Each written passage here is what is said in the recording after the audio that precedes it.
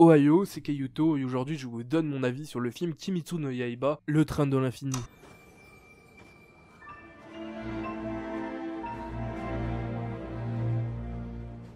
Alors pour vous donner mon avis, j'ai décidé de construire ma vidéo en plusieurs parties que vous voyez actuellement à l'écran. Concernant l'histoire, je l'ai trouvée dans les grandes lignes assez simple. Sachant que Tanjiro, Zenitsu et Inosuke doivent prendre le train de l'infini pour rejoindre Rengoku, pour effectuer une mission avec celui-ci, on suit simplement cette mission.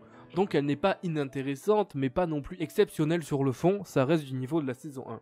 Mais la forme, je la trouve un peu plus travaillée, car cette mission se passe dans le train de l'infini, et si le train a été choisi, c'est pas par hasard. Effectivement, le train sert parfaitement à l'histoire et l'évolution des péripéties.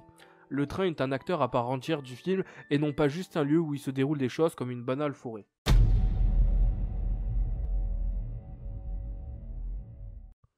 Même si dans la saison 1 de Demon Slayer, nous avons eu le droit à quelques scènes d'humour et de running gag, dans ce film, l'humour est bien plus présent. Effectivement, personnellement, je découperai ce film en 4 grandes parties, et l'humour en prend le premier quart. Pour certains, cet humour pourrait paraître un peu lourd, mais pour moi, je pense que ça nous rappelle que même si Tanjiro et ses amis sont des pourfendeurs de démons, avec des responsabilités, ça ne reste pas moins des enfants qui n'ont pas eu le choix de grandir. Et puis personnellement, je trouve l'humour est très bien géré avec l'ambiance du film, et qui est dans la continuité des personnalités des personnages, notamment pour Zenitsu et Inosuke, les deux petits rigolos du groupe.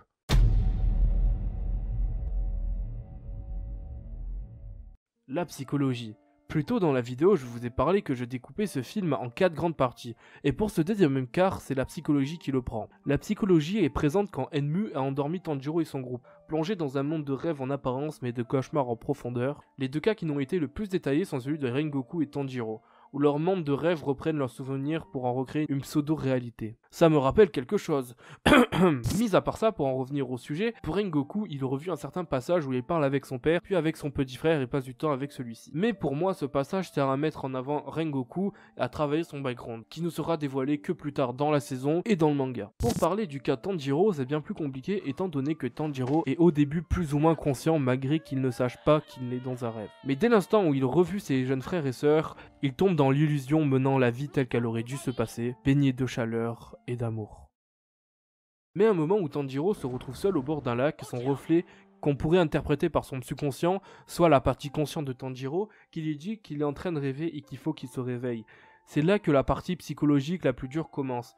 Il passe des moments avec sa famille, a des interactions avec celle-ci, ou du moins, c'est ce que lui montre ce rêve illusoire. Il est conscient et doit faire le choix de partir, leur disant adieu avec un pardon, puis part dans la montagne. Mais en partant dans la montagne, il voit Nezuko avant qu'elle soit un démon, lui disant un dernier pardon et s'enfuit. Puis vient un moment où on voit brièvement le père de Tanjiro lui faisant comprendre que pour sortir de ce rêve, il faut qu'il se tranche la tête, qu'il se suicide.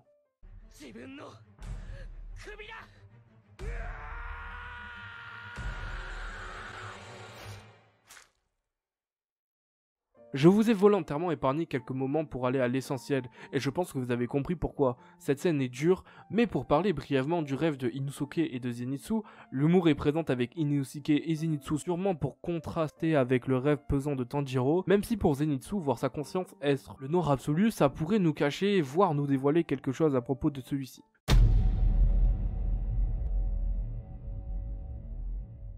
Pour parler du combat entre Enmu et Tanjiro, personnellement je l'ai prouvé vraiment pas extraordinaire. Même si la partie psychologique revient, car Tanjiro doit se suicider sans cesse pour pouvoir combattre, en soi, il n'y a plus l'impact qu'on avait avant en voyant la famille de Tanjiro et les interactions qu'il a avec. Et le combat n'a rien d'extraordinaire. Puis vient la partie avec Enmu où il fusionne avec le train, puis Tanjiro et Inosuke se retrouvent à combattre ensemble pour couper la nuque d'Enmu. Et non, je vous vois venir, c'est pas une putain de ref à SNK. Pour revenir à ce que je disais, Tanjiro et Inosuke s'allient pour combattre Enmu. Le combat n'a rien d'extraordinaire, enfin si on peut appeler ça un combat, mais en tout cas ce passage du film nous montre la complicité et la confiance qu'ont Tanjiro et Inosuke l'un envers l'autre, ainsi que leur amitié où par exemple Inosuke empêche Tanjiro de se suicider vu qu'il n'était plus dans un rêve, ou encore quand Tanjiro se fasse poignarder à la place de Inosuke, même si on se demande comment il se débrouille pour pas avoir maîtrisé l'arme ou l'avoir esquivé, enfin bref.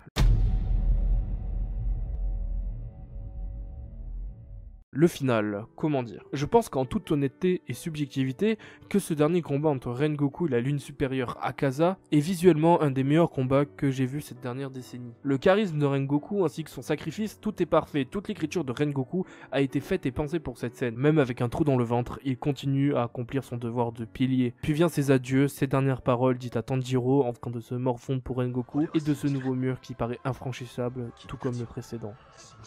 Cette scène est relativement triste, cette mort est assez inattendue pour certains, car pour un personnage qui a été introduit depuis seulement la fin de la saison 1, possédant un rôle aussi important dans le monde de Demon Slayer, mais pour moi elle était assez prévisible et le film nous menait à cette conclusion.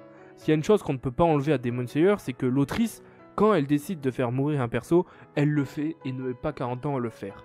Malgré le pré-shot de ma part, cette mort a su me toucher quelque peu.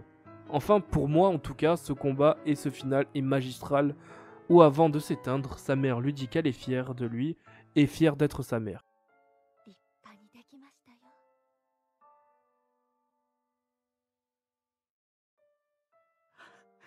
J'ai volontairement pas détaillé ce final car je n'y arrive pas. Je n'arrive pas à retranscrire exactement ce que je pense de cette scène. Pour moi, le meilleur moyen de comprendre mon avis est de visionner le film, ce combat, ces adieux, ce final. Certes, scénaristiquement parlant, le film n'est pas à tomber par terre, tout comme la série, il y a des facilités scénaristiques clairement visibles, mais j'ai su être le public et me mettre dans l'ambiance, et je ne regrette pas mon visionnage. Même si le côté mainstream, l'animation de qualité et les OST agréables y sont pour grand chose. Pour ce, n'oubliez pas, les mangas et les animes, c'est la vie. Diane.